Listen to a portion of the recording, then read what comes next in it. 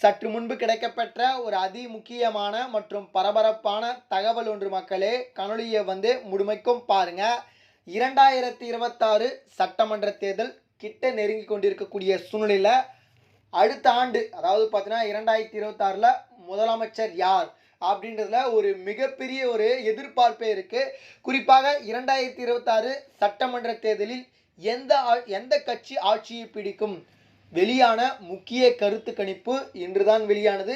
சுட சுட உங்களுக்காக பார்த்தீங்கன்னா இந்த கருத்து கணிப்பை வெளியிட போகிறோம். பிரபல நியூஸ் சேனல் பார்த்தீங்கன்னா இந்த கருத்து கணிப்பை வெளியிட்டிருக்காங்க. கருத்து கணிப்பை பார்ப்பதற்கு முன்பு நீங்கள் நம்ம சேனலுக்கு இப்போ தான் ஃபஸ்ட் டைம் வந்திருக்கீங்கன்னா மறக்காமல் நம்ம சேனலை சப்ஸ்கிரைப் பண்ணிட்டு பக்கத்தில் இருக்கக்கூடிய பெல் பட்டனை ஆலில் செட் பண்ணி வச்சுக்கோங்க.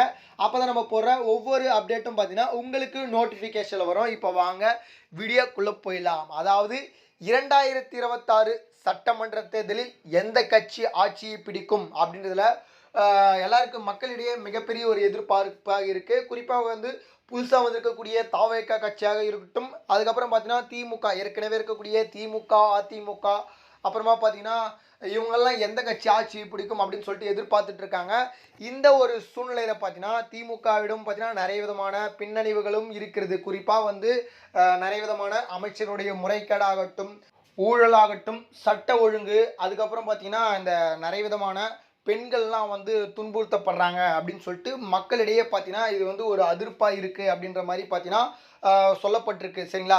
இந்த சூழ்நிலையில் பார்த்தீங்கன்னா திமுகக்கு ஆதரவு கொடுப்பாங்களா அப்படின்றதுலையும் ஒரு மிகப்பெரிய ஒரு கேள்விக்குறியாக இருக்குது. ஆனாலும் பார்த்தீங்கன்னா திமுக தான் முன்னிலையில் இருப்பதாக சொல்லப்படுகிறது கருத்து கணிப்பில். குறிப்பாக பார்த்தீங்கன்னா திமுக 105 தொகுதியில் பார்த்தீங்கன்னா வெற்றி பெறும் அப்படின்ற மாதிரி சொல்லியிருக்காங்க. அதுக்கப்புறம் அதிமுக 90+ அப்படின்ற மாதிரி சொல்லியிருக்காங்க. சரிங்களா? அதுக்கப்புறம் பார்த்தீங்கன்னா மீதி இருக்கக்கூடிய கட்சி, அதாவது தாவேகா, தேமுதிக, அமமுக, அதுக்கப்புறம் பார்த்தீங்கன்னா நம்முடைய சீமானந்தன் அவருடைய கட்சி, அனைத்து விதமான கட்சிகளும் மீதி இருக்கக்கூடிய தொகுதிகளை பிடிக்கும் அப்படின்ற மாதிரி சொல்லியிருக்காங்க. ஆனால் கூட்டணி என்பது பார்த்தீங்கன்னா உறுதி, அதாவது கூட்டணி இருந்தால் இது மாறுவதற்கான வாய்ப்புகள் இருக்கோ அப்படின்ற மாதிரி சொல்லிட்டு இருக்காங்க. அதில் பார்த்தீங்கன்னா கூட்டணியை குறித்து இந்த தொகுதிகள், அதாவது வெற்றி பெறக்கூடிய தொகுதிகள் மாறுவதற்கான வாய்ப்புகள் அதிகமாக இருக்குது.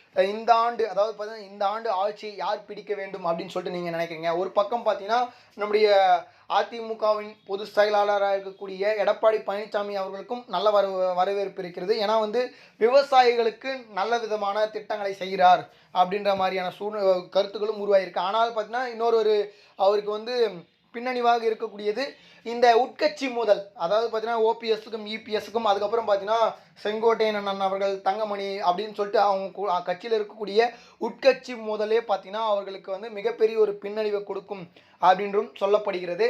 இதனால் கூட்டணியை சிறந்த வகையில் அமைத்தால் கண்டிப்பாக அதிமுக திமுக வீழ்த்தும் அப்படின்னு சொல்லிட்டு அரசியல் விமர்சனர்கள்லாம் சொல்கிறாங்க. அதனால் பார்த்தீங்கன்னா அதிமுக யாருடன்லாம் கூட்டணி வைக்குது அப்படின்னு சொல்லிட்டு நம்ம வரக்கூடிய வீடியோஸில் பார்ப்போம். இது போல் சுவாரஸ்யமான அரசியல் உண்மைகளை நீங்கள் உடனுக்குடனே தெரிஞ்சுக்கணும்னு நினச்சிங்கன்னா நம்ம சேனலை மறக்காமல் சப்ஸ்கிரைப் பண்ணிட்டு பக்கத்தில் இருக்கக்கூடிய பெல் பட்டனை ஆலில் செட் பண்ணி வச்சுக்கோங்க. அப்போ தான் நம்ம போடுற ஒவ்வொரு அப்டேட்டும் பார்த்தீங்கன்னா உங்களுக்கு நோட்டிஃபிகேஷனில் வரும். நன்றி மக்களே. நம்ம அடுத்தடுத்த வீடியோவில் சந்திப்போம். நன்றி, வணக்கம்.